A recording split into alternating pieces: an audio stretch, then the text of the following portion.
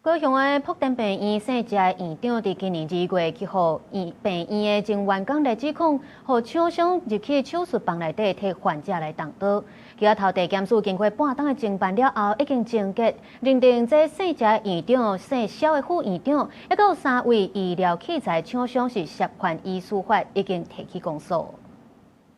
病院的前員工講，為免證明這個坐佇手術房內底生食醫師涉嫌請廠商代替伊甲病人開刀。代志發生在2月，檢調追查了後，發現除了兼做院長的謝醫師，還有兼做副院長的蕭醫師，兩個人攏涉嫌互無醫師資格醫療器材廠商入去手術室，違法執行醫療核心的業務。執行手術期間，由不具醫生資格之醫療器材廠商人員鄭姓、洪姓、王姓被告，在場執行器材量測、固定定位器及攪拌骨水泥等醫療核心業務。醫療器材的廠商涉嫌盜用連接管、操作機器手骨的定位器，甚至擱打骨漿。醫院是絕對沒有違反涉嫌醫師法的任何行為，那我們就一切交由司法這邊來判斷。沒有醫師執照的人，怎麼可以從事醫療行為？新的儀器，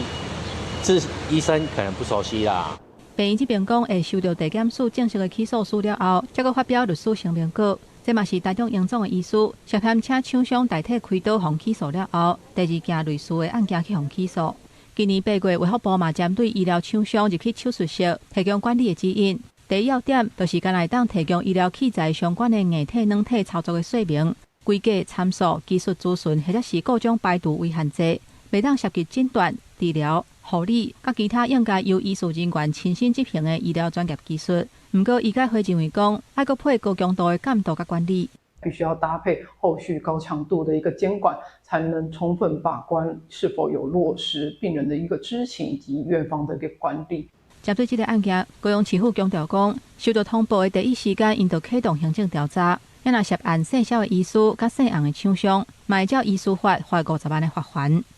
記者綜合報道。